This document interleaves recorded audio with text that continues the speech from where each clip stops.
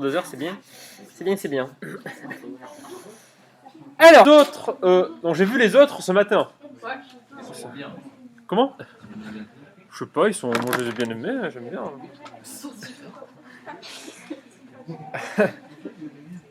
Allez, on se remotive. Je sais, c'est la fin de la semaine. Il reste 2 heures de cours. On a besoin de rester concentré, même si on est presque au bout.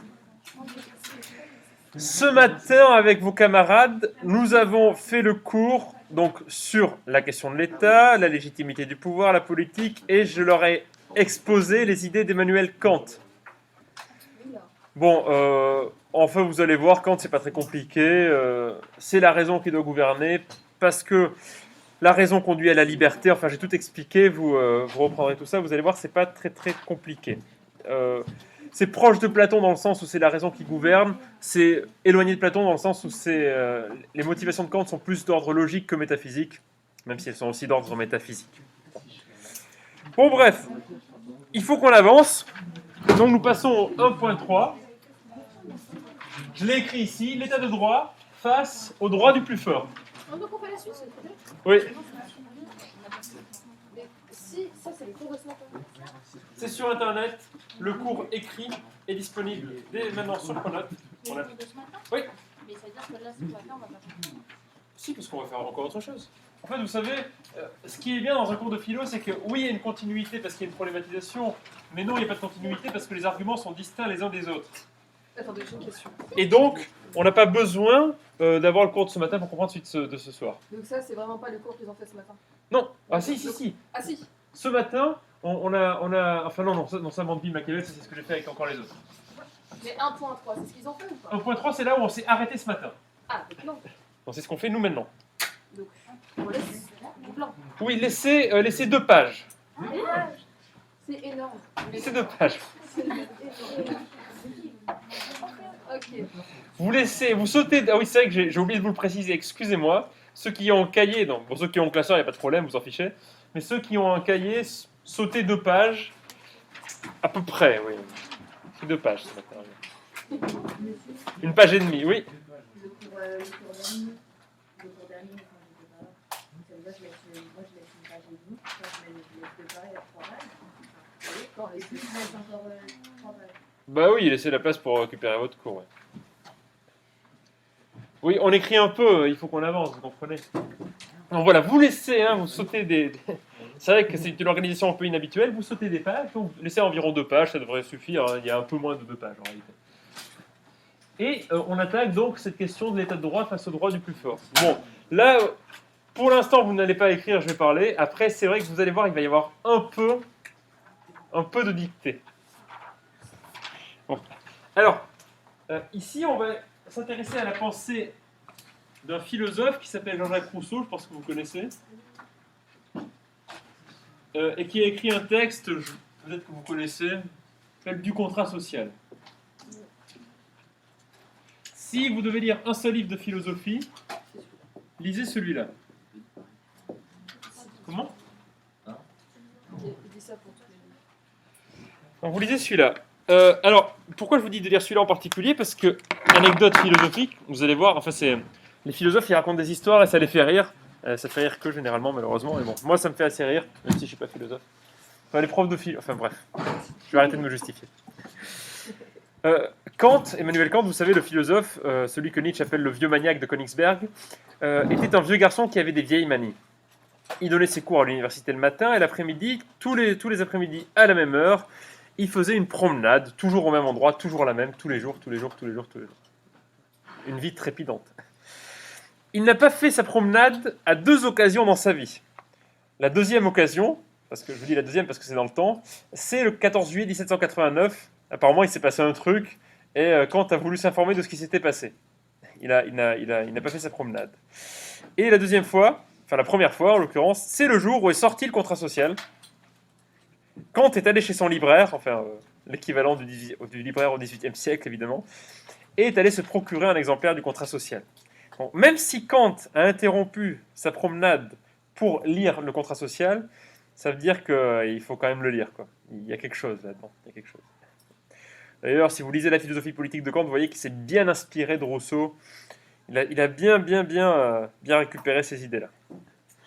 Bon alors, on va essayer de comprendre tout le délire de Rousseau. Ce qui est bien avec la philosophie de Rousseau, c'est que on n'a pas besoin d'hypothèses métaphysiques, on n'a pas besoin d'hypothèses un peu difficiles à vérifier pour pouvoir défendre cette philosophie. Autrement dit, elle suffit elle-même et tout ce qui dit Rousseau est à peu près rationnel, vérifiable. Enfin, on n'est pas dans la spéculation comme chez les libéraux ou comme chez les platoniciens, si vous voulez. Alors, qu'est-ce qu'il dit concrètement Rousseau?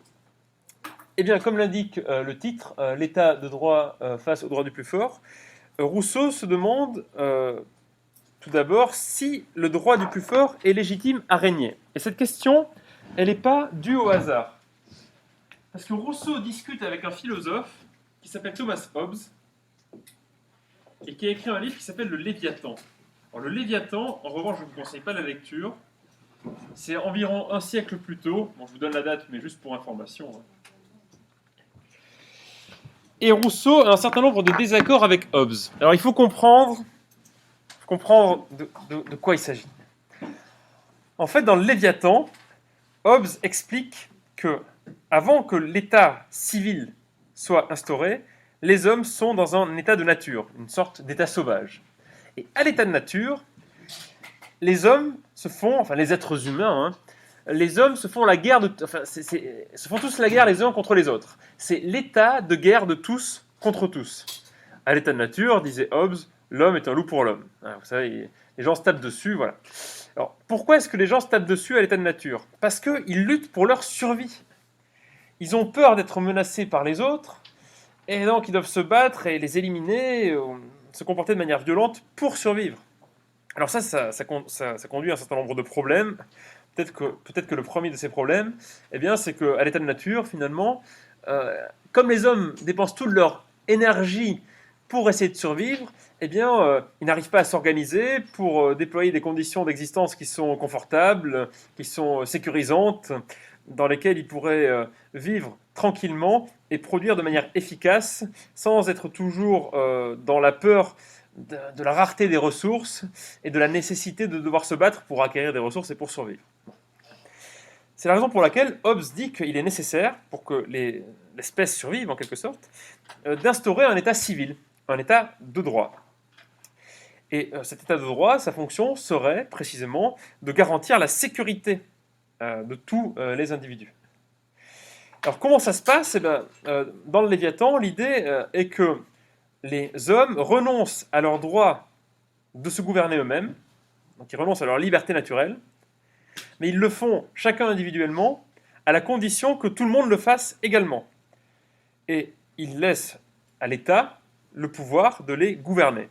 Ainsi, l'État assure la sécurité de tout le monde, et on a résolu le problème de la guerre de tous contre tous. Alors, Rousseau, il n'est pas tout à fait d'accord avec ça. Parce que Rousseau considère que chez Hobbes, le système du Léviathan, le système de l'État hobbésien, ne résout pas le problème du droit du plus fort. Pourquoi? Parce que dans le Léviathan, on peut très bien imaginer que c'est le plus fort qui prend le pouvoir, c'est le plus fort qui garantit la sécurité de tous, mais la manière dont le pouvoir du plus fort s'exerce est peut-être complètement illégitime, peut-être complètement arbitraire. Et donc Rousseau, il est d'accord avec l'idée selon laquelle nous avons effectivement une liberté dont nous jouissons à l'état de nature et à laquelle nous devons en partie renoncer lorsque nous vivons en société. Mais le problème, c'est qu'il ne s'agit pas de troquer cette liberté contre une nouvelle forme, cette liberté naturelle qui conduit à l'état de la guerre de tous contre tous, de la troquer contre un nouvel état de servitude, c'est-à-dire être soumis à un maître qui nous prive de nos libertés. Vous savez, c'est la première phrase du contrat social. L'homme est né libre et partout il est dans les fers. Donc, partout il est enchaîné, partout il est servile. Donc il a beau naître libre à l'état de nature, dans l'état civil, dans l'état de droit, il est rarement libre. Donc ça c'est quand même un problème. Et justement, c'est peut-être un problème parce que l'État, tel que Hobbes l'imagine, échoue finalement à représenter le peuple. Ce que représente l'État hobbésien, c'est peut-être plutôt l'intérêt de ceux qui dirigent, l'intérêt des plus forts. Mais un État qui, lui, représenterait le peuple, représenterait les intérêts du peuple, représenterait la volonté du peuple. Si tel était le cas, à ce moment-là, eh bien, on pourrait tout à fait considérer que la liberté du peuple ne serait plus menacée, puisque la liberté du peuple appartiendrait au peuple. En fait, ce serait une forme de ce qu'on appellerait une démocratie. Mais il faut quand même se demander si le droit du plus fort est quelque chose d'illégitime. Après tout, on peut très bien imaginer que comme de facto c'est la force qui s'impose, la force est totalement légitime à se revendiquer elle-même comme forme de gouvernement, et à partir de là, eh bien, on n'a pas de raison de contester le droit du plus fort. Alors dans le chapitre 3 du premier livre du contrat social, Rousseau discute précisément de la légitimité du droit du plus fort. Et en fait, ce que dit Rousseau, son argumentation consiste à dire qu'il y a un problème avec la force. La force, en fait, elle, c'est ce que dit, je vous donnerai la citation après, mais elle transforme en fait l'obéissance en devoir, dit Rousseau. C'est-à-dire que le fait d'obéir n'est plus corrélé à une loi à laquelle on consentirait librement, mais serait simplement corrélé à la force. Bon, ça, c'est déjà une première chose. Donc, quand on est soumis au droit du plus fort, on n'obéit pas par devoir, c'est-à-dire on n'obéit pas par devoir moral, mais on obéit à cause de la force. Et imaginez bien que si la force ne s'exerce plus sur nous, alors on n'est plus contraint d'obéir. Alors on revient à l'état de nature. Bon, on voit bien que là, déjà, il y a un problème fondamental, c'est que le droit du plus fort ne réussit pas véritablement la sortie de l'état de nature. Puisque ce qui contraint à obéir, ce ne serait pas une loi universelle qui découlerait d'une éthique universelle ou de règles que l'on considérerait comme universelles ou auxquelles nous consentirions tous communément, mais uniquement à la force. Si la force disparaît, on n'est plus forcé d'obéir. Si on n'est plus forcé d'obéir, ça veut dire qu'on n'est pas à l'état civil. Ça veut dire que finalement, le droit du plus fort instituant un État ne réalise pas l'état de droit. C'est un État de non-droit. Donc déjà, il y a une contradiction interne ici. Et puis, il y a un autre problème, c'est qui est lié justement à la contingence de la force. Quand on obéit à une règle à partir d'une loi morale ou d'une loi rationnelle, on consent à cette règle parce qu'on est capable de comprendre pourquoi on doit y consentir. Et tout le monde est capable de comprendre pourquoi il doit y consentir. Exemple, si on veut vivre dans une société dans laquelle on institue la propriété privée comme norme, par conséquent, on doit interdire le vol. Parce que le vol est une violation de la propriété privée. Puis il y a d'autres arguments qui permettent de défendre la propriété privée de certaines choses. Si vous réussissez à acquérir un bien, eh bien, il vous appartient en droit parce que vous avez par exemple travaillé pour l'obtenir. Donc vous êtes légitime à revendiquer la possession de ce bien, et donc il était légitime de le voler. Ça, tout le monde peut le comprendre. Mais un régime complètement arbitraire, dictatorial, tyrannique, tout ce que vous voulez, qui ne respecte absolument rien à part sa propre force, il n'énonce aucune loi universelle. Et la force elle-même n'est pas universelle. C'est-à-dire que la forme que prend la force n'est pas universelle. Tel individu plus fort ou tel gouvernement plus fort agit dans telle direction, tel autre individu ou gouvernement des plus forts agit dans telle autre direction. Il n'y a pas d'universalité dans les préceptes de la force. Il n'y a pas d'universalité dans les actions, dans les motivations des actions du plus fort, en quelque sorte. Il y a une véritable contingence, là. Donc comme il n'y a rien d'universel, on ne voit pas non plus pourquoi on serait capable d'obéir. Et puis dernière chose, le plus fort. Il n'est plus fort que le temps durant lequel il est plus fort. Mais il suffit qu'il soit renversé par plus fort que lui pour que de nouvelles règles s'instaurent, pour que de nouvelles choses apparaissent, de telle sorte que la concrétisation du droit du plus fort ne découle jamais sur quelque chose qui est véritablement universel. Et on ne peut pas en plus revendiquer sa légitimité du fait qu'on est le plus fort, parce qu'on peut toujours être menacé par plus fort que soi. Donc on voit bien que dans ce droit du plus fort, conduit à trop de contradictions, notamment des contradictions d'ordre logique. Rousseau conclut que le droit du plus fort n'est pas légitime.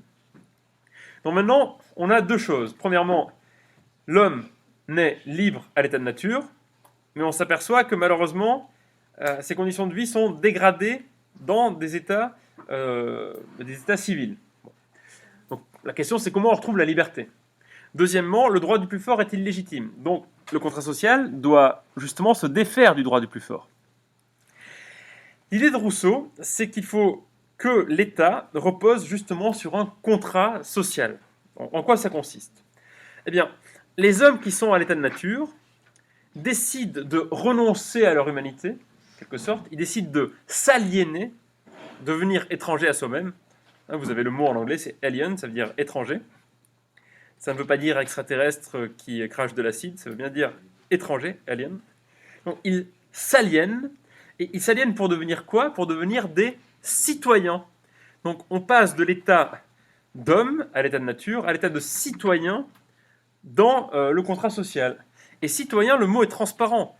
Cité, police, le citoyen, c'est l'homme politique, c'est l'homme qui fait de la politique. Le citoyen est intrinsèquement lié à la politique. Vous voyez que cette définition du mot citoyen est très différente de celle qu'on a aujourd'hui. Nous, aujourd'hui, on devient citoyen à l'âge de 18 ans de droit, on ne sait pas trop pourquoi. Et vous avez tout un tas de citoyens qui sont complètement désintéressés de la chose politique. Bon. Mais la signification du mot, c'est bien ça. Le citoyen, c'est l'homme politique, c'est l'homme qui fait de la politique. Et c'est d'autant plus vrai chez Rousseau que si vous voulez conserver la liberté du peuple, la liberté des gens qui vivent dans le peuple, il faut que le peuple fasse lui-même la politique. En fait, Rousseau, c'est quelqu'un qui est favorable à la démocratie directe. Idéalement, il faudrait que ce soit les gens qui fassent les lois, qui décident directement des lois. Parce que si vous faites les lois vous-même, alors vous les faites librement. Et si ces lois impliquent des restrictions, alors vous y consentez librement. En fait, c'est une phrase de Rousseau, c'est Rousseau qui dit que l'obéissance à la loi qu'on s'est prescrite est liberté. Parce qu'on comprend bien qu'à l'état civil, on est obligé de mettre en place la loi. Parce que si on ne met pas en place la loi, on retombe à l'état de nature avec la guerre de tous contre tous et la domination des plus forts. Ça, on n'en veut pas. Mais donc, quand on fait la loi, on est obligé de mettre des règles et de restreindre les libertés individuelles. C'est obligatoire, sinon on n'arrive pas à vivre en société. Mais cette restriction, elle n'est libre qu'à la condition qu'elle soit décidée librement. Si vous décidez vous-même, en communauté, de vous infliger des restrictions, c'est parce qu'elles vous semblent justes. Ça ne veut pas dire qu'elles sont définitives. Vous pourrez changer la loi et alléger certaines restrictions, en rajouter d'autres, ou ne pas en rajouter du tout. Enfin, on est libre de décider de notre avenir politique. Si vous décidez librement de le faire, c'est vous qui décidez, vous faites un usage de votre liberté.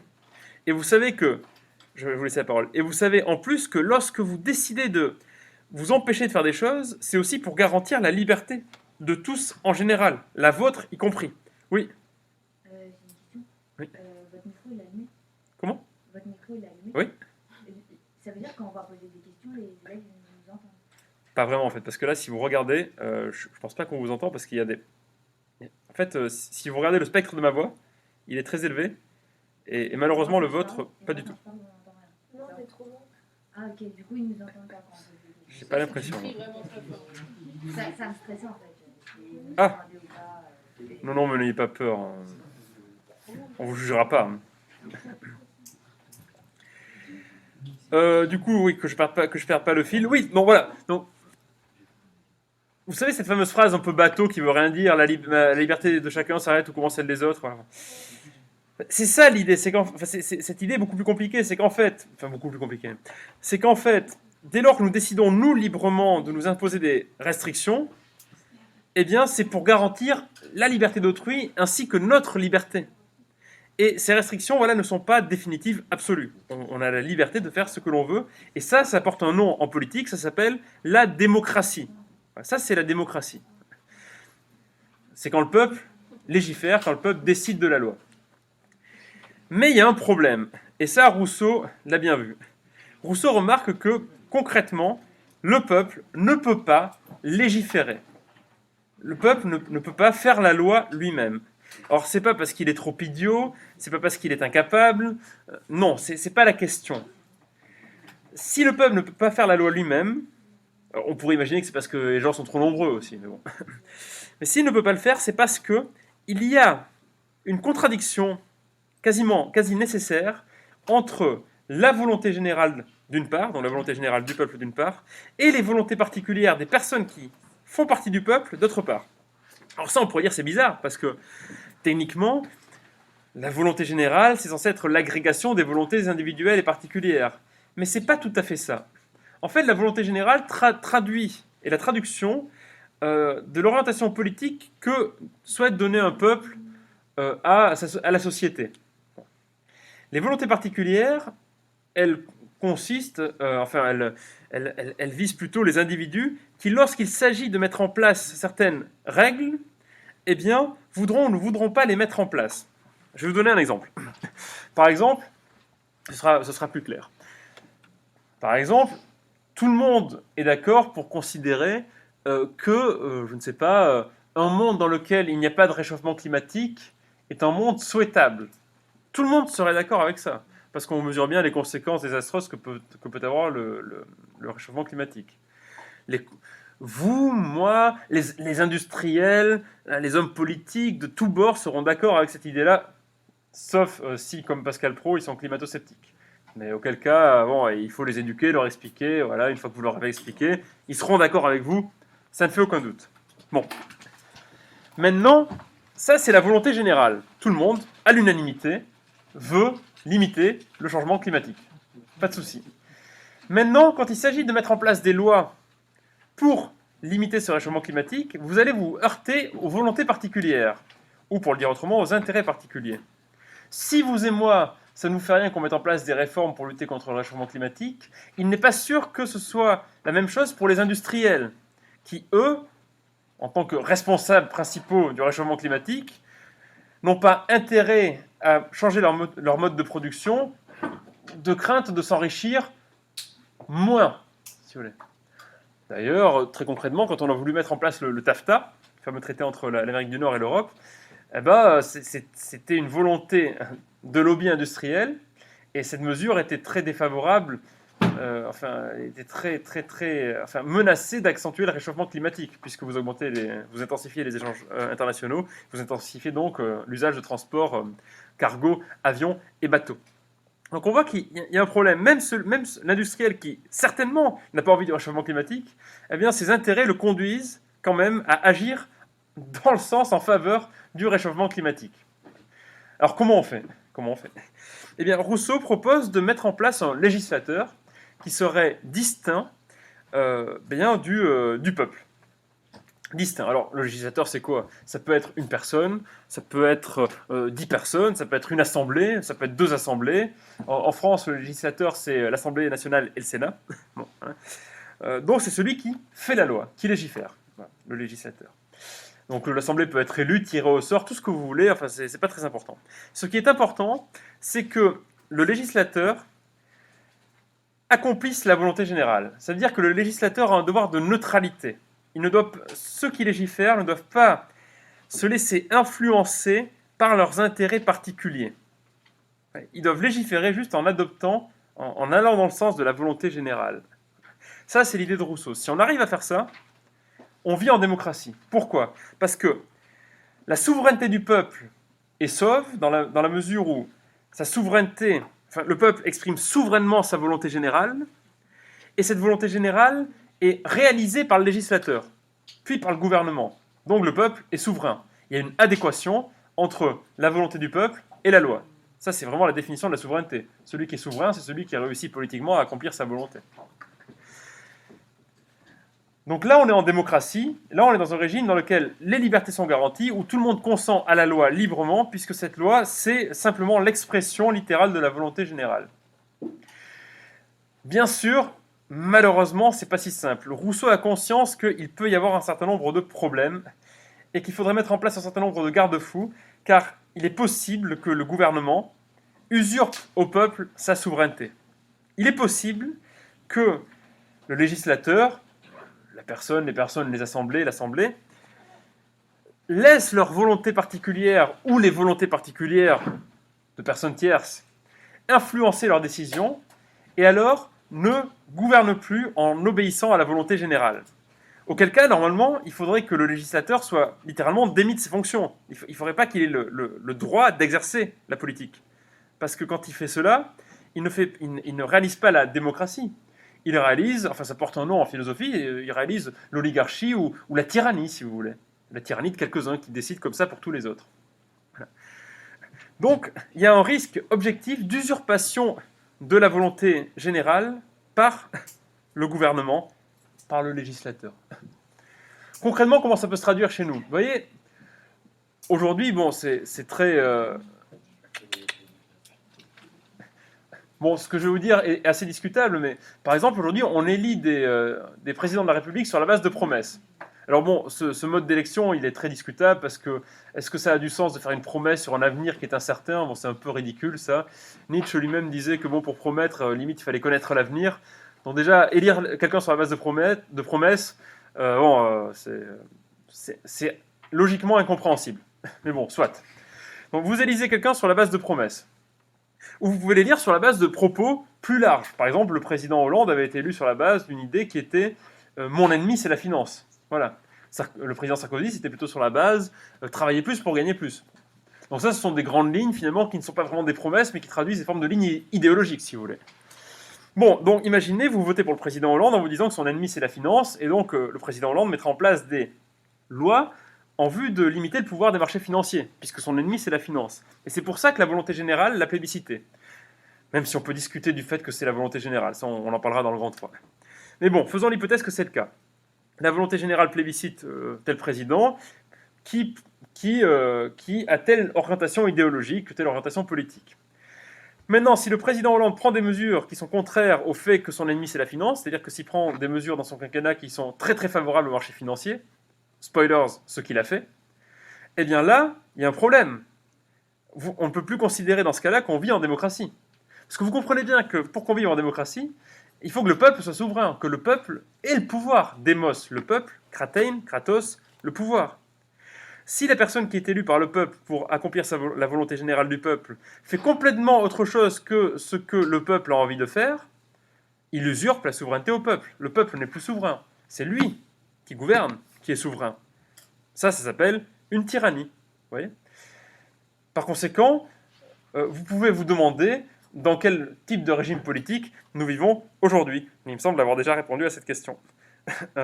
Bon, vous aurez noté que j'ai pris les exemples de Sarkozy et Hollande parce qu'eux avaient des programmes électoraux, donc au moins on pouvait dire quelque chose, mais parfois on a même des présidents qui sont élus sans aucun programme, sans aucune idée.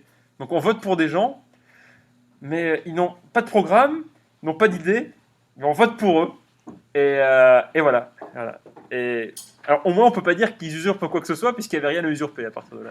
Il n'y avait aucune volonté qui était exprimée. Bon, je fais une parenthèse, mais ça fait penser à un bouquin de Ray Bradbury, un livre de science-fiction, je ne sais pas si vous connaissez. Bon, ça je le note juste pour vous j'écris comme un et ça on ne le notera pas dans le cours. Fahrenheit. Ah oui, 151. Fahrenheit 51. Les grandes des livres, c'est pas ça. Oui, alors Fahrenheit 451, ok, ça c'est bon, c'est fait. C'est l'histoire en fait bon, c'est un livre de science-fiction, hein, et c'est l'histoire d'un pompier qui s'appelle Montag, et sa mission c'est de brûler des livres. Donc sa mission c'est comment ? Sauf que lui effectivement aime les livres. Donc le roman date des années 50, 51, enfin par là 50. Attendez.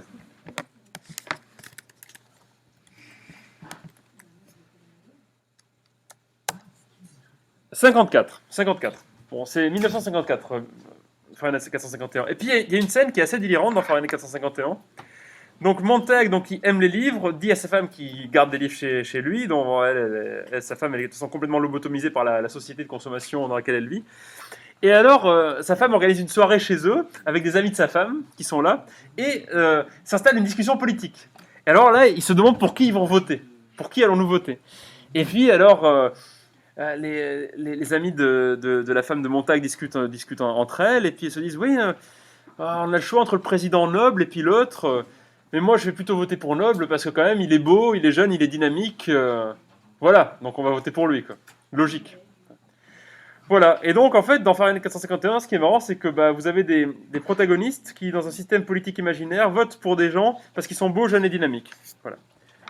Bon voilà, donc je vous laisse méditer cette question-là par rapport à ce que nous avons vécu ces dernières années. Donc là, vous voyez, c'est le vide, quoi. Il n'y a plus rien, quoi. C'est l'absurdité, mais maximale, en fait. C'est un régime politique qui n'est même plus gouverné par rien d'autre que par l'absurdité, en fait. C'est juste n'importe quoi. Et en fait, cette scène-là, dans Fahrenheit 451, c'est une satire d'une société qui est vraiment montrée comme une société de personnes lessivées, complètement abruties. Mais je pense pas que Bradbury pensait que ça arriverait un jour réellement, quoi. Bon, bah, ici, il y avait quelque chose de visionnaire là-dedans, puisque c'est arrivé. Donc vous voyez bien que il y a une menace réelle, là, très concrète. C'est-à-dire que Rousseau, il a conscience qu'il faut absolument empêcher le gouvernement d'usurper au peuple sa volonté générale. Donc on voit bien que chez Rousseau, contrairement à Platon d'ailleurs, le régime politique légitime, c'est la démocratie. C'est la démocratie. Et c'est marrant parce que finalement, l'idée de Platon, elle semble très très intéressante, très très pertinente et finalement assez légitime. Mais elle est contraire à l'idée de Rousseau parce que chez Platon, il y a une forme quand même de tyrannie, la tyrannie du sage, quoi. Tyrannie du sage. Alors que Rousseau, avec sa démocratie, où le peuple reste souverain, il garantit la liberté de tous. En fait, ce qu'il y a chez Platon, ce qui est au centre de la philosophie de Platon, c'est la sagesse et la raison, et c'est l'idée de la morale, l'idée du bien. Chez Rousseau, c'est plutôt la liberté. Donc si vous voulez en fait faire le bien de la société, vous êtes plutôt du côté de Platon. Si vous voulez que les gens soient libres, vous êtes plutôt du côté de Rousseau. Voilà. Donc, j'espère que vous avez bien compris ces idées. Donc les idées qui étaient avancées par Rousseau. Voilà, c'est à peu près tout ce qu'on a à dire là-dessus. Après, on fera un petit aparté sur autre chose de plus court. Mais voilà, est-ce que vous avez des questions? Oh, Cyril, salut. Non, ne baillez pas trop. Vous allez me faire bailler. Je vais bailler. Ça y est, je sens que je baille. C'est affreux, je n'arrive pas à me retenir. Bon, allez, je vais prendre mes notes et je vais vous dicter la suite du cours. Alors, on y va. Bon, là, ça va être un peu long. Préparez-vous. Dans le contrat social,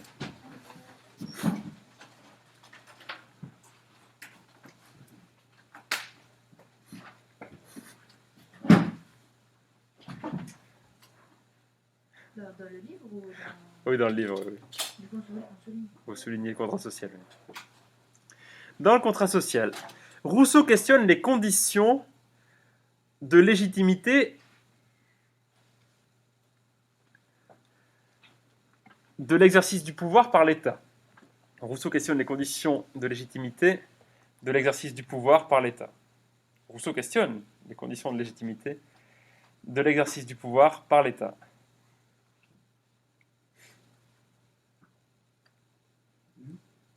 Rousseau questionne les conditions de légitimité de l'exercice du pouvoir par l'État. Point. Légitimité Légitimité, oui. de la force par l'État. De l'exercice du pouvoir par l'État. Oui, moi aussi. Cette salle ressemble de près à un igloo. J'aime mieux être en 702 parce qu'il y a la clim. Il fait plus chaud. Point. Son raisonnement repose sur deux postulats. Son raisonnement repose sur deux postulats. 1 et 2. Deux points. Donc petit 1, mettez-le entre... Oui. Oui, sur deux postulats, ou deux hypothèses, si vous préférez. Bon, mettez-le comme ça entre parenthèses, parce qu'on va le réutiliser après. Petit. POS, TULAT. S, puisqu'il y en a deux. Oui, c'est pas... Il y a un T, c'est pas comme le verbe. Au passé simple, je postulais, tu postulas, il postula. Je courus, tu courus, il courra. Ah, postuler. Non mais là c'est le substantif issu du verbe. Donc petit 1, la liberté est un droit naturel.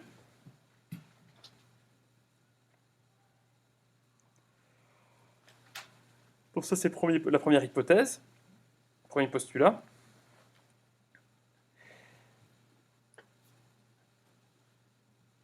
Point virgule. Petit 2, le droit du plus fort est illégitime. Il courra. Ça va mal, je vous le dis. Tout va mal. Oui, le droit du plus fort est illégitime. Donc on est chez Rousseau là. Bon, ça c'est les deux hypothèses de base, plutôt élégantes. À la ligne. Alors, dès le début du contrat social, Quoi? Alors D ou D? dès, excusez-moi, dès le début du contrat social,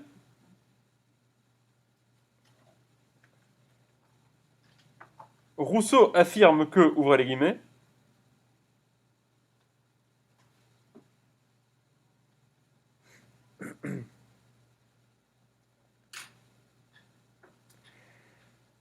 l'homme est né, donc l'homme avec un H minuscule par pitié, l'homme est né libre, c'est comme ça.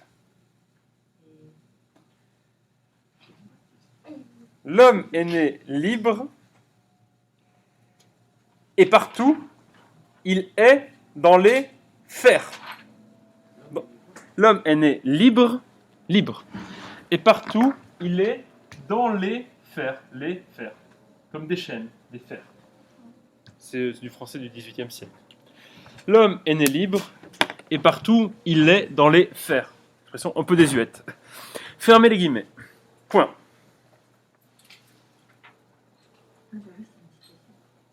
Oui, c'est la première phrase du contrat social. À la liberté naturelle de l'homme, virgule,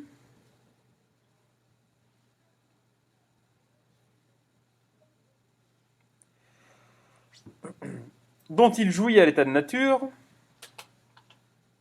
à la liberté naturelle de l'homme, virgule, dont il jouit à l'état de nature, virgule,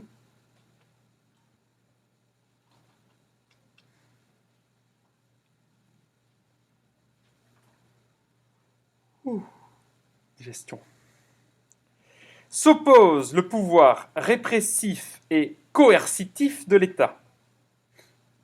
S'oppose le pouvoir répressif et coercitif de l'État. Hein, le pouvoir, la coercition. Le pouvoir coercitif. Je vais vous expliquer ce que c'est. Je vais donner un exemple de coercition. Par exemple, quand vous commencez le cours, vous restez debout avant que votre prof vous dise de vous asseoir. Coercition. Le feu rouge, voilà, c'est ça. Je vous avais déjà donné des exemples. Merci, monsieur. Le fait que le corps subisse des influences qui soient peut-être contraires à sa volonté. La coercition. Point. Or, rien ne garantit que cet état préserve les libertés individuelles. Point. Or, rien ne garantit que cet état préserve les libertés individuelles. Or, rien ne garantit que cet état préserve les libertés individuelles. Excusez-moi. Point.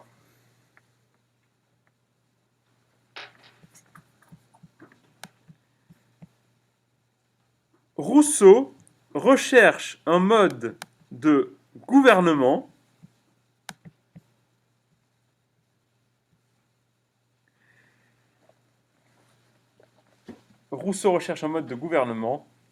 qui assurerait leur préservation.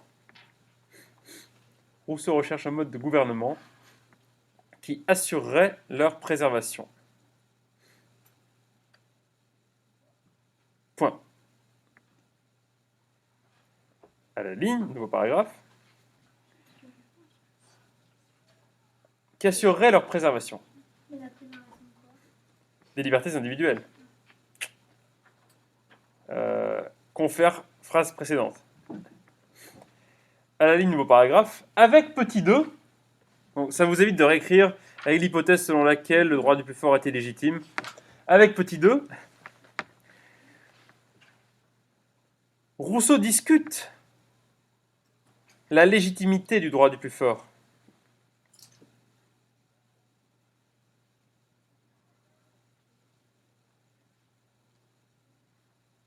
Point.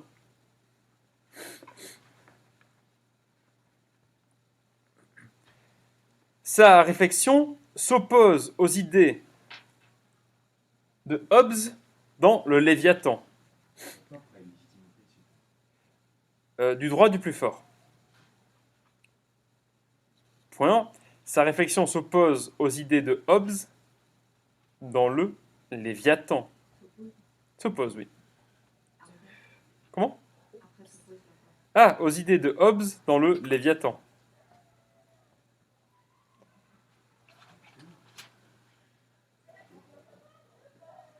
Point. Courage, il reste plus beaucoup. Il y a deux P, je comprends. Un seul, TH. Ah, merci. Merci. C'est tout. Votre interprétation de ma graphie. Non, mais pardon. Hobbes remarque qu'à l'état de nature, les hommes luttent pour leur survie. Deux points. Hobbes remarque qu'à l'état de nature, ah c'est la pause. Les hommes luttent pour leur survie. Deux points. On va juste noter la fin de la phrase. Ouais, Hobbes, il est au tableau. Remarque qu'à l'état de nature, les hommes luttent pour leur survie. Deux points.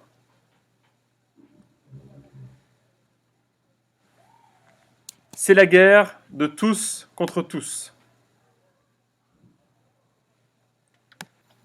Mais c'est l'idéal pour profiter de la vie culturelle parisienne.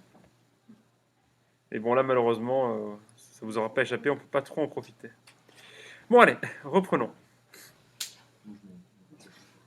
Donc, on s'est arrêté à la guerre de tous contre tous. Ah, il nous manque la camarade qui est là, du coup, mais bon, je pense qu'elle va revenir.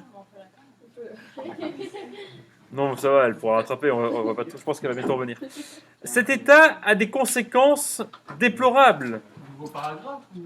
Oh, à la suite, la guerre de tous contre tous. Cet état a des conséquences déplorables.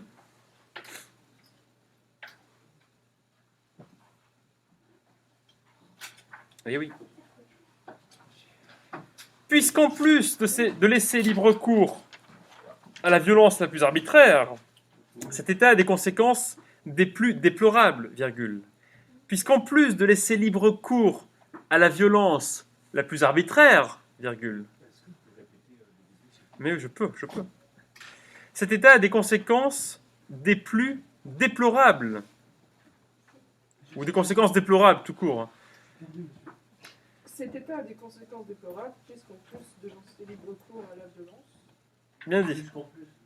Cet état a des conséquences déplorables, puisqu'en plus de laisser libre cours à la violence la plus arbitraire, virgule.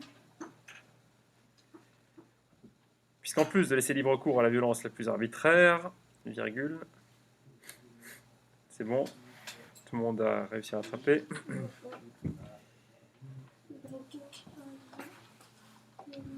Il précarise les conditions d'existence. Violence, précarité. Les conditions d'existence. Violence, précarité. C'est Sarcelles, le truc. Mais en version hardcore. Il précarise les conditions d'existence. Donc, cet état a des conséquences déplorables, puisqu'en plus de laisser libre cours à la violence la plus arbitraire, il précarise les conditions d'existence. Point. Au lieu de s'organiser pour mieux vivre, oui,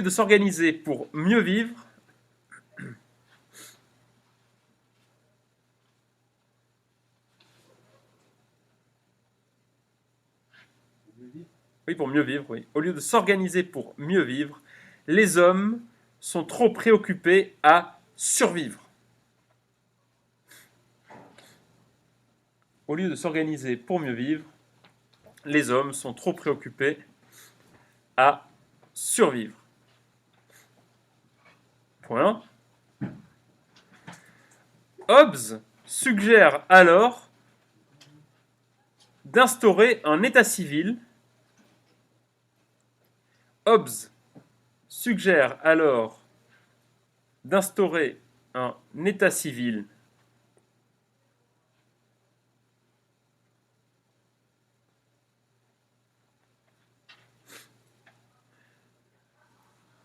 qui inspirerait la crainte,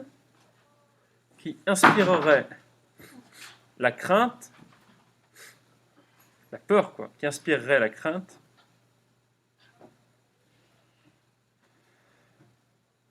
afin de garantir la sécurité.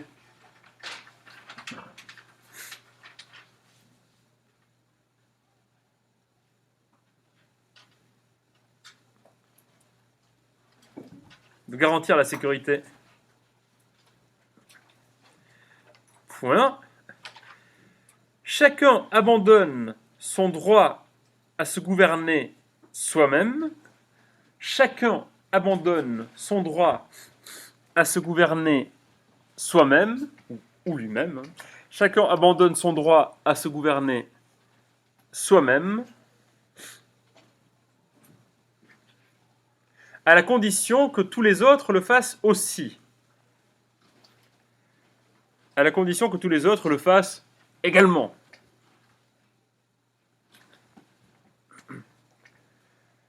À la condition que tous les autres le fassent également. Oui. Non. Ok. À la ligne, rassurez-vous, à chaque mot que vous écrivez, vous vous rapprochez de la fin. Nouveau paragraphe. Rousseau considère que l'état obésien, donc c'est Hobbes avec IEN, Rousseau considère que l'état obésien, Obésien, c'est... Hobbes, IEN, Ah oui, oui, ok. Rousseau considère que l'état hobbesien échoue à représenter la volonté du peuple. Rousseau considère que l'état hobbesien échoue à représenter la volonté du peuple. Point. Représenter la volonté du peuple. Point.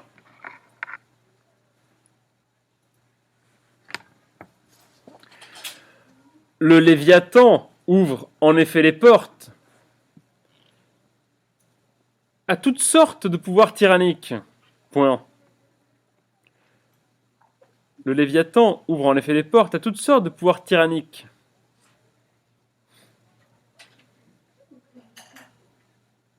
À toutes sortes de pouvoirs tyranniques. Bon, le pouvoir du plus fort, hein, vous l'avez compris. Point. Or, le droit du plus fort, selon Rousseau, ne repose sur rien de nécessaire. Or, le droit du plus fort, selon Rousseau, ne repose sur rien de nécessaire. Oui. Point. Or, le droit du plus fort, selon Rousseau, ne repose sur rien de nécessaire. C'est dans la tête. 2 points.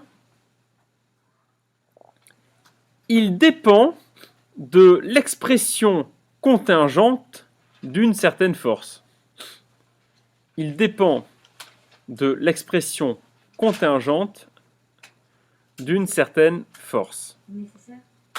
Oui, donc 2 points après nécessaire.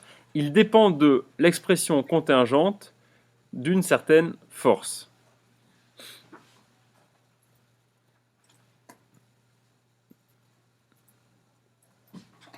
Point.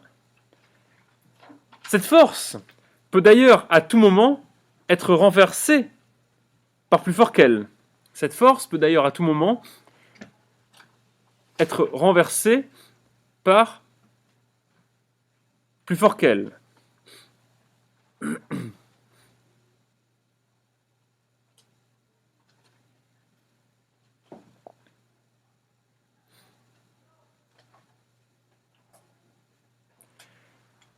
Ainsi, la force en elle-même,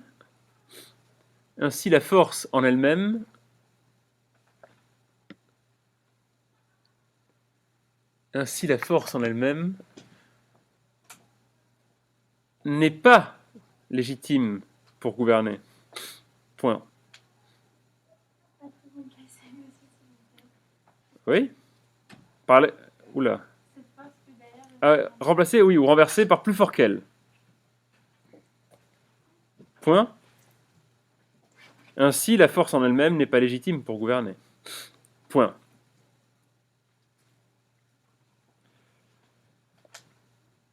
À ce titre, Rousseau affirme que, ouvrez les guillemets,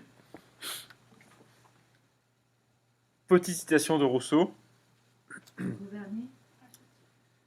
Oui, point. À ce titre, Rousseau affirme que, ouvrez les guillemets,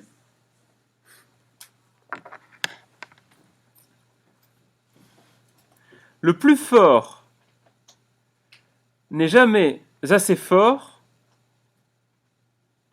pour être toujours le maître, virgule. Le plus fort n'est jamais assez fort pour être toujours le maître, virgule.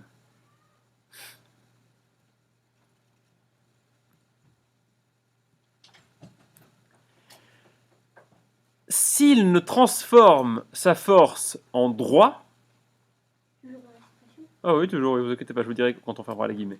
S'il ne transforme sa force en droit,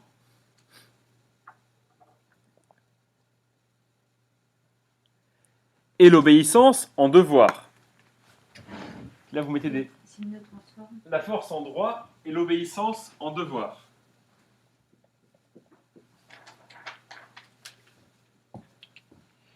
Là, vous mettez 3 points de suspension entre crochets. On saute une partie du texte.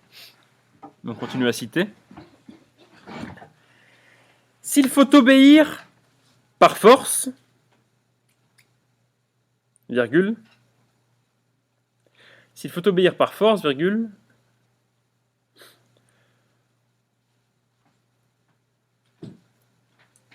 on n'a pas besoin d'obéir par devoir, virgule. S'il faut obéir par force, on n'a pas besoin d'obéir par devoir, virgule.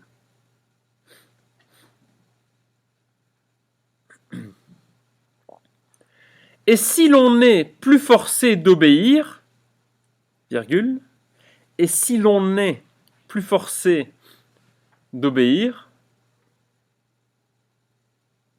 virgule, on n'y est plus obligé. Et si l'on est plus forcé d'obéir, on n'y est plus obligé. Point, fermez les guillemets. De ce fait, la loi du plus fort n'est pas légitime. De ce fait, la loi du plus fort n'est pas légitime. Il y a encore un peu à noter.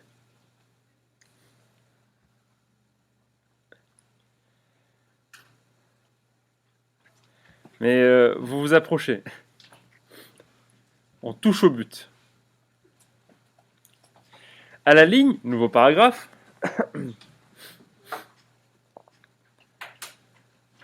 Donc, seul est légitime. Donc, seul est légitime. C'est une déduction. Hein.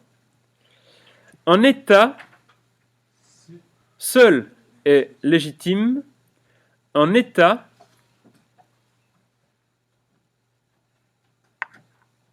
qui ne règne pas par la force,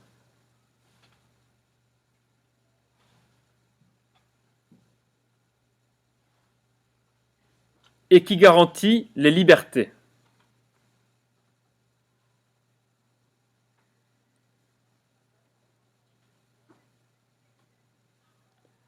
Point.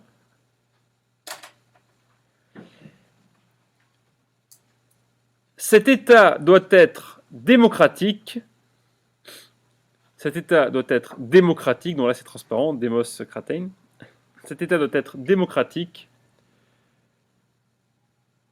virgule, permettre au peuple d'être souverain.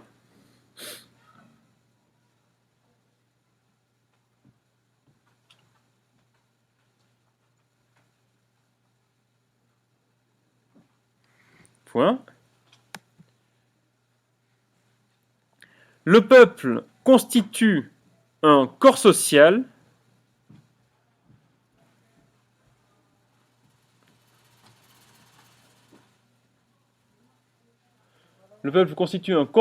social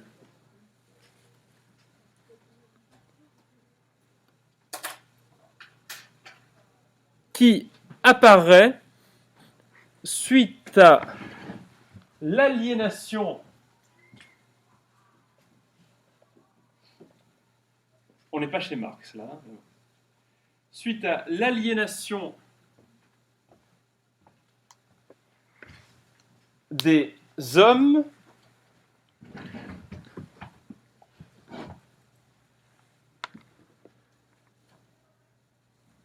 l'aliénation des hommes, virgule, qui renoncent à leur liberté naturelle,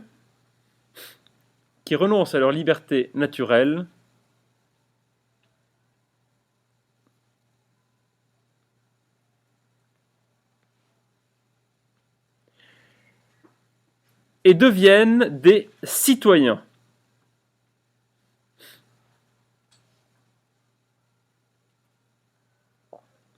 Littéralement des hommes politiques. Point.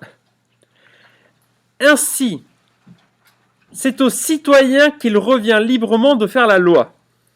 Ainsi, c'est aux citoyens qu'il revient librement de faire la loi, virgule.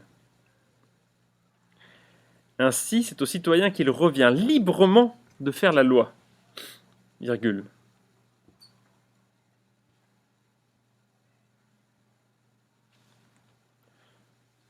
C'est aux citoyens qu'il revient librement de faire la loi, virgule.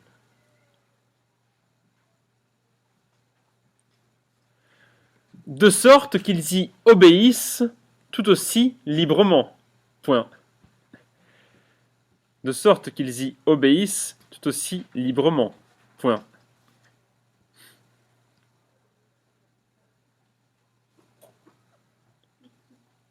De sorte qu'ils y obéissent tout aussi librement. Point. On a vraiment fait le plus dur là. Rousseau remarque d'ailleurs que... C'est rien, c'était juste une mouche. Une grosse mouche.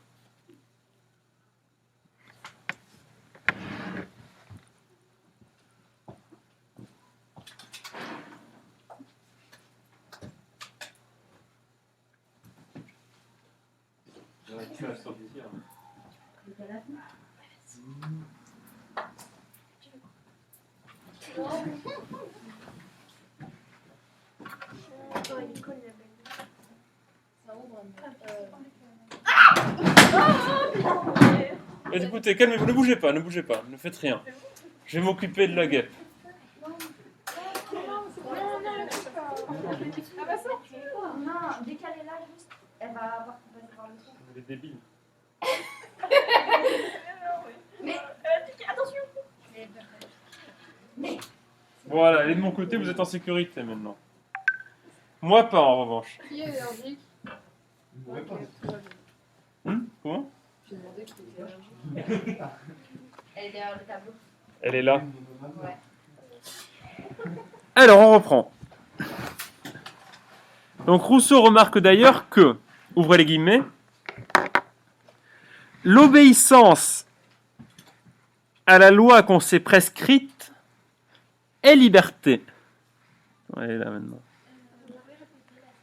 Ouais, Rousseau remarque d'ailleurs que, ouvrez les guillemets, l'obéissance à la loi qu'on s'est prescrite est liberté. Fermez les guillemets. Rousseau remarque d'ailleurs que, ouvrez les guillemets, l'obéissance à la loi qu'on s'est prescrite est liberté. Fermez les guillemets, point. De ce fait, est liberté. L'obéissance à la loi qu'on s'est prescrite est liberté. C'est-à-dire que vous êtes libre quand vous obéissez librement. C'est aussi simple que ça, quoi. Non, là, on ferme les guillemets. Là. Point. De ce fait, le seul régime politique légitime est la démocratie directe. De ce fait, le seul régime politique légitime est la démocratie directe.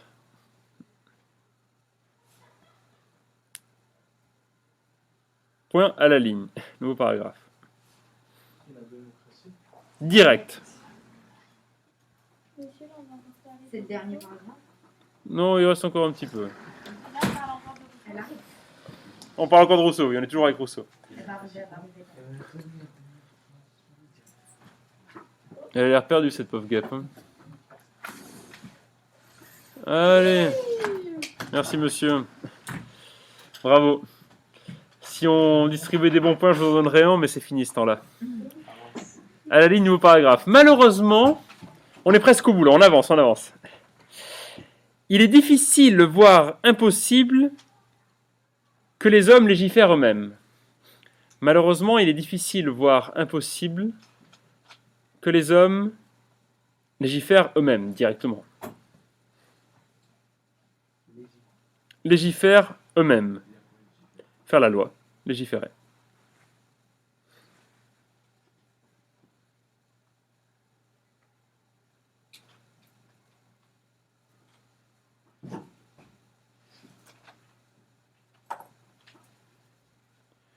Point. À cause des conflits qui opposent,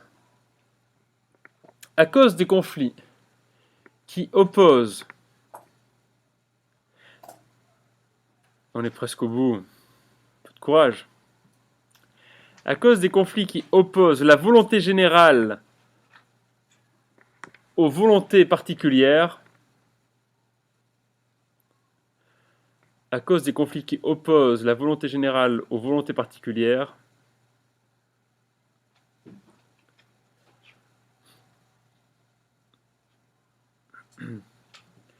le gouvernement démocratique est impossible aux hommes. Le gouvernement démocratique est impossible aux hommes.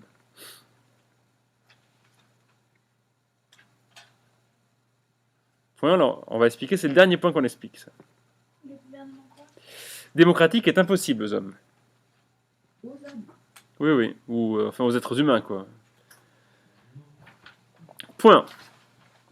La volonté générale exprime les orientations politiques principales. La volonté générale exprime les orientations politiques principales. Rien. Les orientations politiques principales. La volonté générale exprime les orientations politiques principales. Vous n'êtes pas d'accord? Exprime les quoi? Oui, la volonté générale exprime les orientations politiques principales. Point.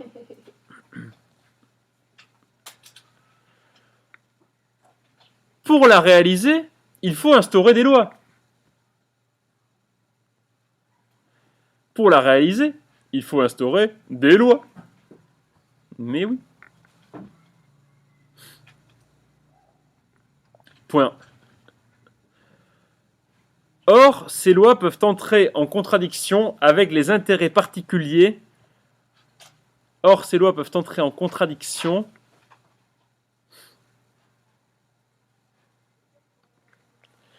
c'est vrai que c'est un peu long à dicter là. Bon. Or, ces lois peuvent entrer en contradiction avec les intérêts particuliers d'une partie du corps social. Or, ces lois peuvent entrer en contradiction avec les intérêts particuliers d'une partie du corps social.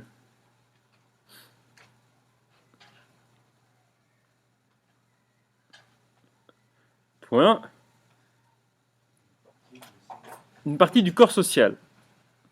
Point. Ainsi, point. Ainsi, certains individus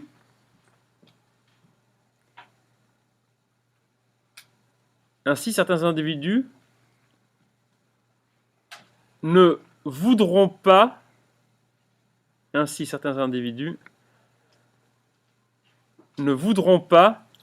édicter certaines lois. Ainsi, certains individus ne voudront pas édicter certaines lois. Point. Et on approche. Vraiment, là, je vous mens pas, on est vraiment presque au bout. Par conséquent, le législateur doit être distinct du peuple souverain. Par conséquent, le législateur doit être distinct du peuple souverain. Par conséquent, le législateur doit être distinct du peuple souverain.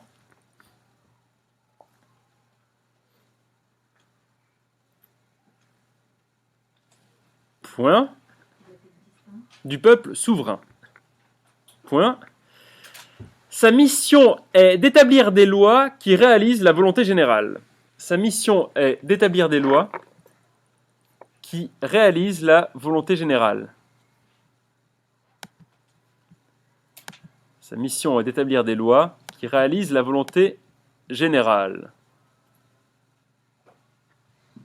Point.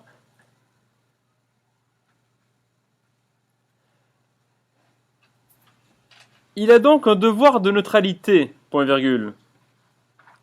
Il a donc un devoir de neutralité. Point virgule. C'est toujours sympa les phrases avec des points virgules. Il a donc un devoir de neutralité. Point virgule.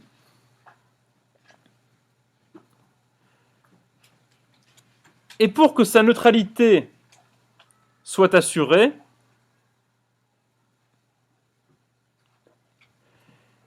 il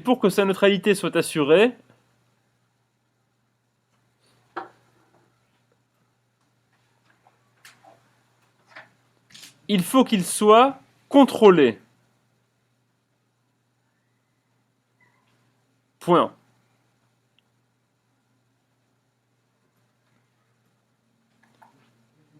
Pour que sa neutralité soit assurée, il faut qu'il soit contrôlé. Point. Rousseau craint en effet que le gouvernement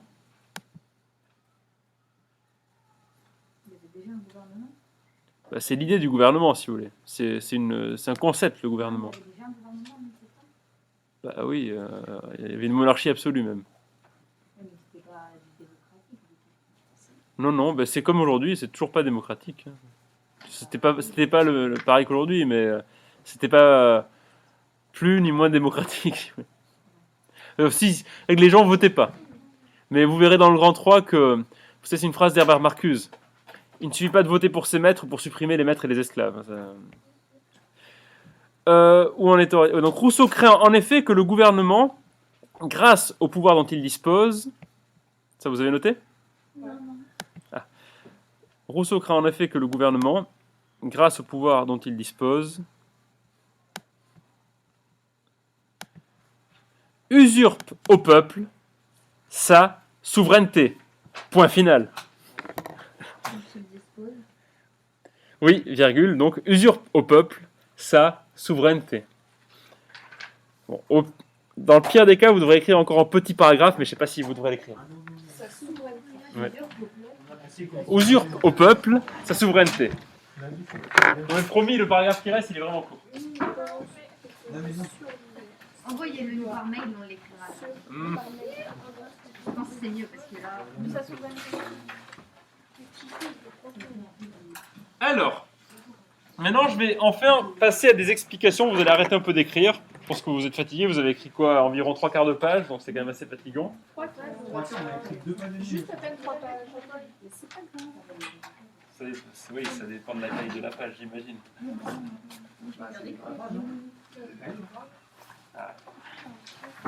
Oui, vous savez, rien de grand ne s'accomplit sans souffrance.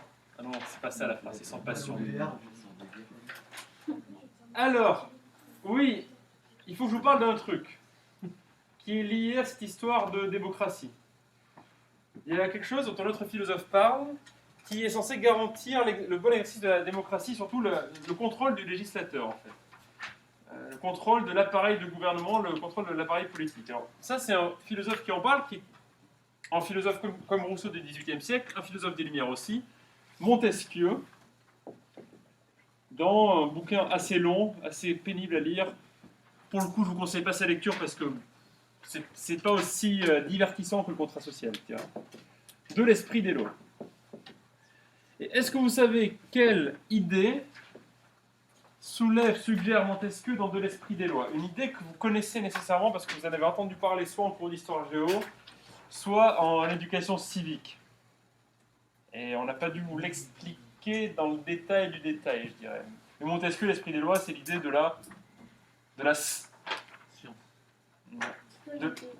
Oui. Souveraineté. Je dis quoi, pardon ? Non, alors c'est plutôt de la Citoyenneté. La C. La CEP. La CEPA. Séparation des droits. Des pouvoirs. Séparation des pouvoirs. La séparation avec un C. La C. La CEP. Ah, C'est oui, pas la séparation. Non, mais j'ai cru que c'était séparation. La séparation des pouvoirs. Donc les 3 pouvoirs politiques. Et c'est quoi les 3 pouvoirs ? Législatif, judiciaire judiciaire et exécutif. Ah, vous en sortez bien. Impressionnant. Oh non, non. Oh, mais monsieur, mais je ne vous permets pas de me prêter ce genre de pensée. Là, je pense que ça mérite une bonne note dans la moyenne quand même, à chaque fois qu'on dit un bon truc, tu peux nous rajouter des points bonus. Oui, bien sûr. André, il a fait sortir la guerre, hein, tu peux lui mettre des points bonus aussi. On a besoin. Hein, Tout imaginer. On a besoin.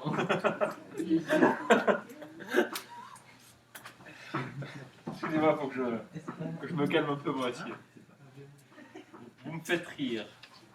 Ok, les 3 pouvoirs. Alors, je vous pose la question. Allez, on va faire un cours en pouvoir magistral. Pourquoi il faut les séparer, les 3 pouvoirs, à votre avis? Pour laisser quelques places. Oui, on est sur la bonne voie. Pour éviter une tyrannie. Comment? Et qui?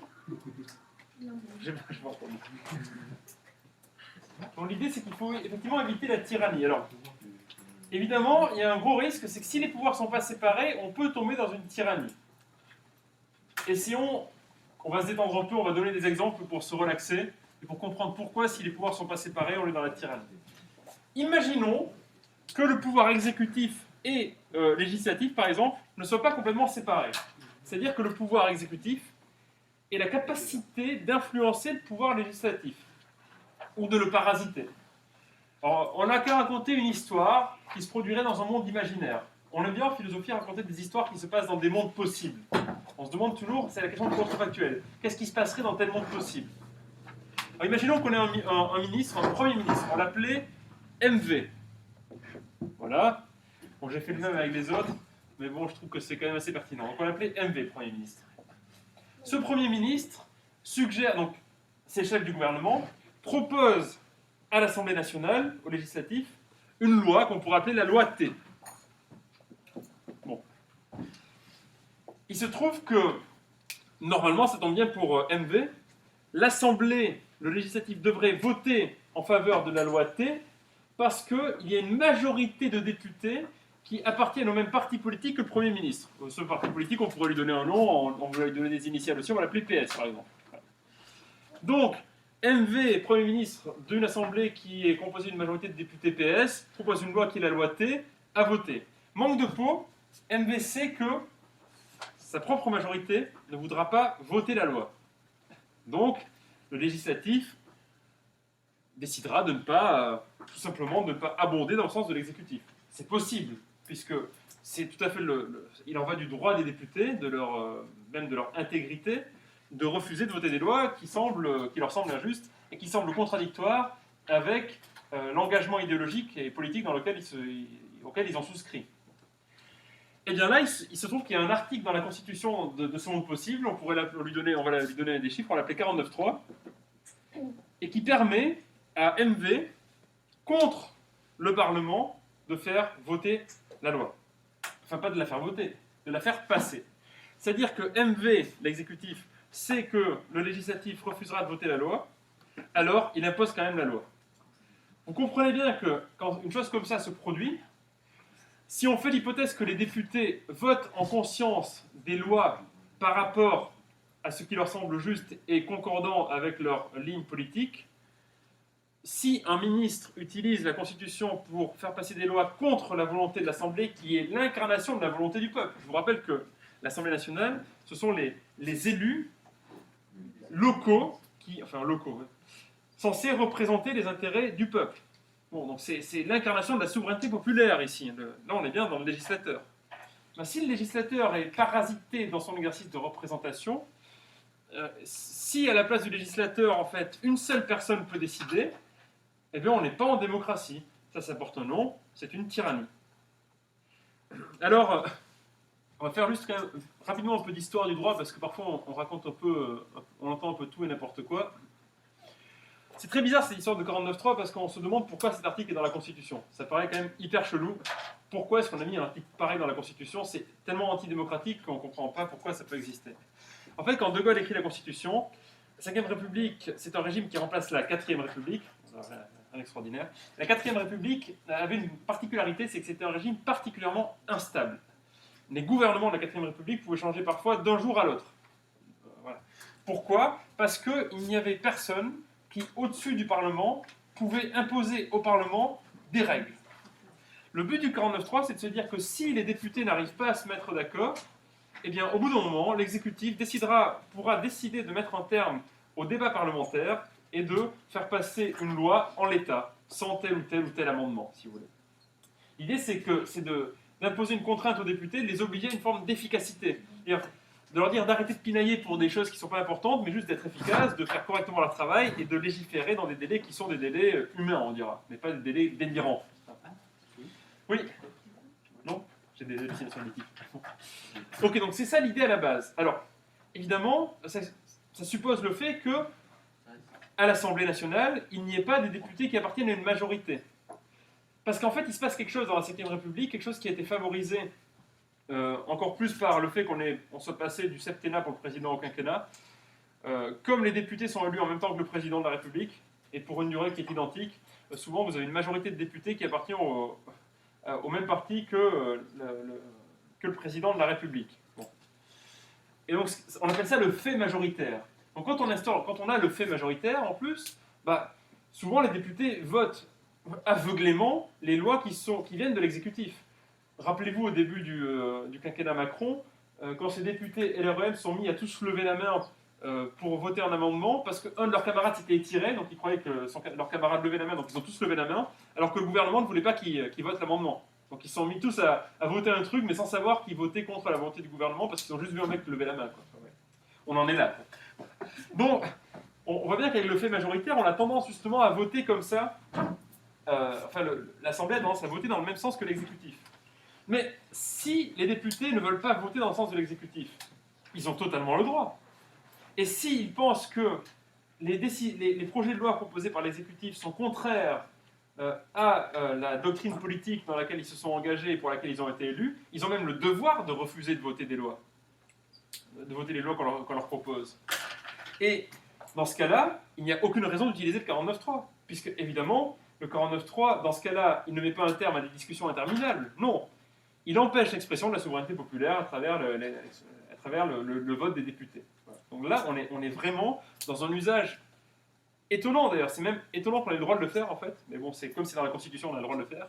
On est dans un usage qui est quand même très très limite du 49.3, puisque on voit bien que dans cet usage-là, l'Assemblée populaire qui incarne et représente la souveraineté du peuple n'a aucun pouvoir. Qui a du pouvoir? 3 ou 4 mecs à la tête de l'État. Si ça, c'est pas une tyrannie, ouais, on voit bien que c'est bien ça une tyrannie. Ensuite, imaginons que, je sais pas, l'exécutif et le judiciaire ne soient pas complètement indépendants. On voit tout de suite les dérives. Je vous donne l'exemple, les procès de Staline, pas le procès de Staline, les procès de tous les opposants de Staline quand Staline a pris le pouvoir. Les juges étaient peut-être légèrement sous influence. Ce qui a conduit à la disparition successive de tous les opposants de Staline, et de tous ses amis aussi d'ailleurs. Prenons un exemple peut-être plus proche de nous, pour que vous compreniez concrètement comment on peut généraliser ça et quel problème ça pose. Imaginez, on va prendre un ministre, on va l'appeler MV aussi, et MV a des démêlés personnels avec un dénommé D. Et D, c'est un personnage un peu sulfureux qui a pour profession d'être une espèce d'artiste, d'humoriste, mais un peu polémique. Et D, il tient des propos parfois un petit peu limites, vous voyez, on se demande s'il n'est pas un petit peu antisémite, enfin, il est légèrement borderline, quoi. Très très borderline. C'est quand même un mec qui a invité Robert Faurisson sur scène. Bon. Robert Faurisson, c'est le père du négationnisme. Un sympathisant néo-nazi, presque, Faurisson. C'est pas quelqu'un de très recommandable. Bon, alors, MV fait pression à tous les maires de France pour qu'ils fassent interdire les spectacles de D. Et puis arrive un jour où D doit se produire un spectacle à Nantes. Il arrive à Nantes pour faire son spectacle. La mairie veut interdire D. D fait un procès à la mairie. D gagne son procès. D a le droit de donner son spectacle à Nantes. Et là, MV saisit le Conseil d'État qui, en quelques heures, donne une décision et décide d'annuler la décision du tribunal de Nantes et fait interdire le spectacle de D.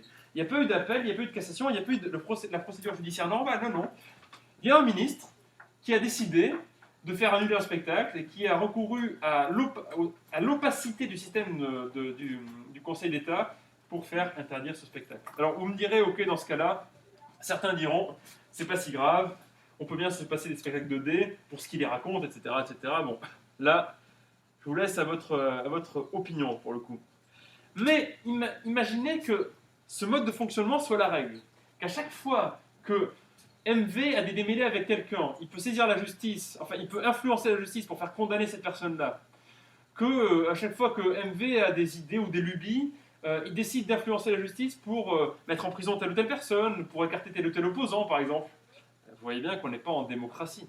Et concrètement, faire ça, c'est quand même dramatique. Surtout quand on est soi-disant de gauche. Vous voyez. Bon, vous voyez, là on est presque, si vous voulez, on est presque chez Pinochet. Oui. C'est la même base. Oui, oui. Oui. Bon, écoutez, pas de procès d'intention, monsieur. Ça ne pas. Bon, Le D, c'est qui? donc on voit bien qu'il y a un problème. C'est qui? J'ai donné.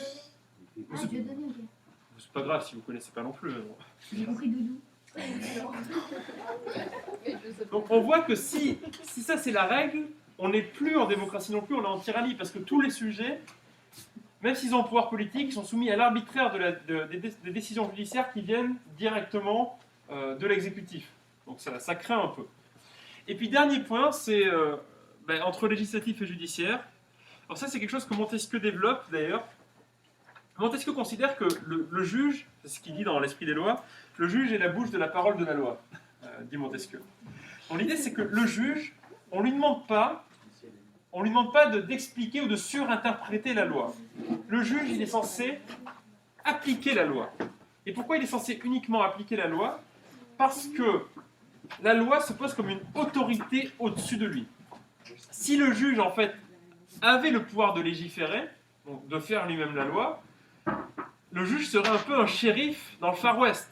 C'est-à-dire que quelqu'un arrive pour être jugé, et puis, en fonction de différentes circonstances, si la tête du mec lui plaît ou pas, si une des parties est susceptible de lui donner de l'argent, donc de le corrompre, s'il s'est levé du mauvais pied le matin, enfin bref, ce juge-là pourrait édicter comme ça les lois qu'il désirerait et prendre les décisions qu'il désirerait aussi. Vous imaginez que cela laisse toute la place à la corruption, aux petits arrangements, à des décisions malhonnêtes et des décisions qui ne sont pas prises à la lumière d'un raisonnement tout à fait rationnel. C'est la raison pour laquelle le juge est censé obéir à la loi. Le juge est soumis à l'autorité de la loi. Alors, évidemment, ce dernier point, il est un peu plus délicat. En réalité, aujourd'hui, les juges participent à l'élaboration de la loi. Ça s'appelle là, je ne sais pas s'il y en a qui font du droit l'année prochaine, mais du coup vous connaîtrez ça beaucoup mieux que moi, ça s'appelle la jurisprudence. C'est-à-dire que si vous prenez un code, quel qu'il soit, vous avez les articles du code, puis après vous avez toute la jurisprudence. La jurisprudence c'est quoi? Eh bien c'est quand les juges, en fait, face au texte de loi, ne sont pas capables de décider à la seule lumière du texte de loi. Parfois la loi est incomplète, il y a des vides juridiques, et les juges doivent quand même prendre des décisions. Donc, ils ont des textes, ils ont une situation, ils doivent essayer d'interpréter les lois par rapport à la situation, ils doivent décider, même si la loi ne dit pas clairement quoi faire. Et à ce moment-là, cette décision, qui est une décision de jurisprudence, a elle-même force de loi. C'est-à-dire que dans des cas identiques, on peut se référer à des jurisprudences pour plaider de telle ou telle cause. Alors, les jurisprudences peuvent être annulées par la Cour de cassation, mais si elles ne sont pas annulées, ou si elles sont même créées par la Cour de cassation, eh bien, elles ont force de loi. Donc, en réalité, le juge a un pouvoir quand même législatif. Mais ce pouvoir, qui est réel, demeure encadré par la loi, puisqu'évidemment, dans le cadre d'une jurisprudence, il n'est jamais question de pouvoir prendre une décision qui elle-même est contraire à la loi ou à l'esprit de la loi. Voilà. Le juge reste quand même toujours soumis, en quelque sorte, à l'autorité de la loi. Sinon, on comprend bien que là encore, c'est le Far West, quoi. N'importe quel juge décide de n'importe quoi, votre liberté est sans cesse menacée, pour le coup. Là, imaginez que votre voisin très riche vous déteste, il appelle son copain le juge, et il lui donne quelques centaines de milliers d'euros, et puis vous finissez en prison. Ça va pas plus loin que ça, pour double meurtre sur des enfants. Il n'existe même pas, mais bon, le juge aura juste inventé ça. Vous voyez, la séparation des pouvoirs, c'est quand même une affaire sérieuse. Parce qu'un monde hypothétique dans lequel ces pouvoirs ne sont pas séparés est un monde dans lequel règne la tyrannie. Voilà. Bien sûr, rassurez-vous, ce n'est pas notre monde. On n'en est pas là. Bon, est-ce qu'on a le temps de noter le dernier paragraphe? Oui? Ah ben si, il reste encore 5 minutes. Avec ces 5 minutes, 5 on minutes, va se reposer. Non mais ça s'appelle 1, 2, 3, 4, 5, 6, 7, 8, 9, 10, 10 lignes. À la fin des 10 lignes, on peut sortir à l'avance. Non, Ah ça, vous n'avez pas le droit. Si, on a le droit. on a le droit. Non. Ok. Il y a des problèmes de responsabilité. Alors, sautez une ligne. Parce qu'on écrit vraiment du tout. Oui, oui. Ok. Comme ça, on aura fini. On aura fini le grand 1. Vous noterez le titre du grand 2 après. Alors, dans De l'esprit des lois, dans De l'esprit des lois, Dans 2. oui, dans De l'esprit des lois, c'est le titre du bouquin. Hein. C'est écrit dans le bouquin. Dans De l'esprit des lois,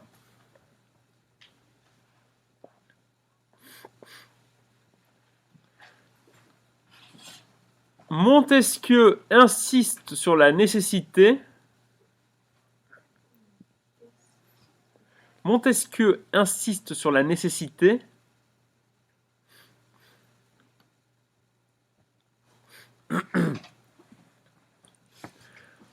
de séparer les trois pouvoirs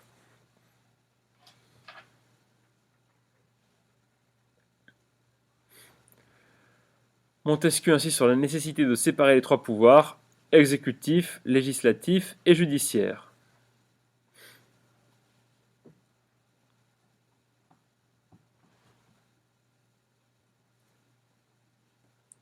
Point. Cette séparation est censée préserver la société contre la tyrannie. Cette séparation est censée préserver la société contre la tyrannie. Cette séparation est censée préserver la société contre la tyrannie.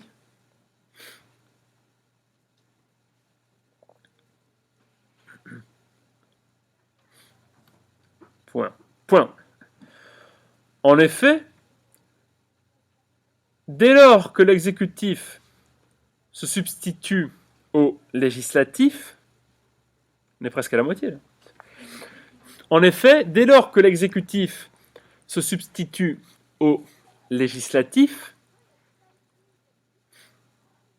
virgule,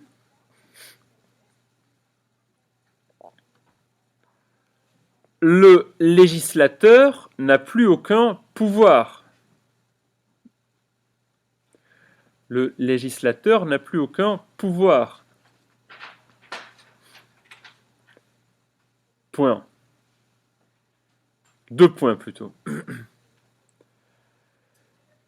Quelques hommes gouvernent selon leurs désirs. Quelques hommes gouvernent selon leurs désirs. Point. De même, on a écrit déjà plus de la moitié. De même, si l'exécutif a le pouvoir d'influencer le judiciaire. De même, si l'exécutif a le pouvoir d'influencer le pouvoir judiciaire. De même, si l'exécutif a le pouvoir d'influencer le pouvoir judiciaire. D'influencer. Oui, d'influencer. De plus, si l'exécutif a le pouvoir d'influencer le pouvoir judiciaire.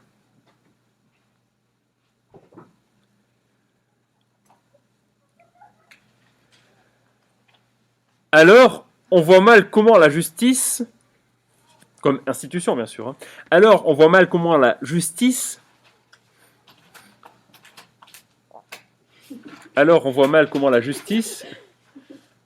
relax, alors on voit mal comment la justice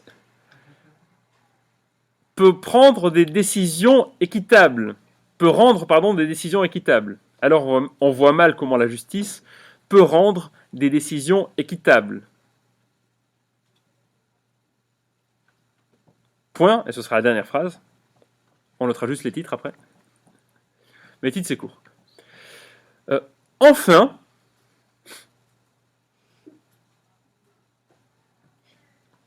le juge ne doit pas avoir le pouvoir de légiférer, virgule.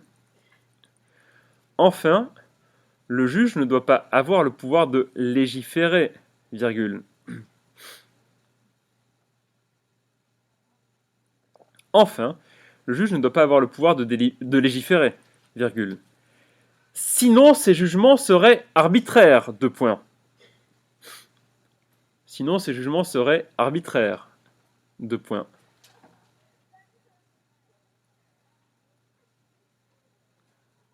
Ouvrez les guillemets, on va citer Montesquieu. Le juge est la bouche de la parole de la loi. Fermez les guillemets. Le juge est la bouche de la parole de la loi. Fermez les guillemets, dit Montesquieu. Le juge est la bouche de la parole de la loi, dit Montesquieu. Point. Allez, on note juste le titre du grand 2 et le titre du 2.1. Après, on est bon. Là, c'est rapide. Alors, grand 2, notez. Donc là, on a vu, si vous voulez, dialectique, thèse, maintenant antithèse. Dans les faits, Ça, c'est le 2. le titre du grand 2, oui. Dans les faits, Les faits ou les faits? dans les faits, il y a des limites. Dans les faits, il y a des limites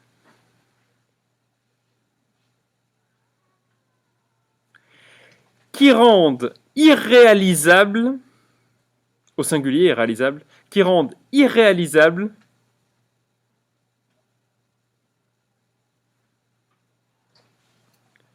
l'expression absolument légitime, l'expression absolument légitime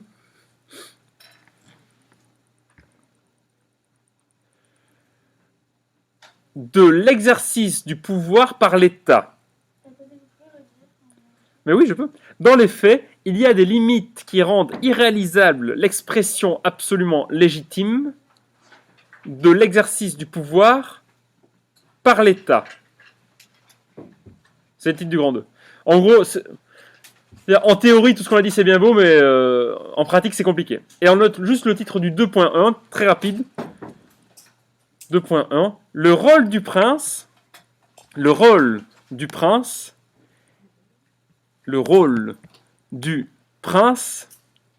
est distinct de celui du philosophe. Ça vous fait un bon teaser pour la suite. Le rôle du prince est distinct de celui du philosophe. Et voilà, sur ce, vous pouvez passer un bon week-end. Ah non, on n'a pas fini.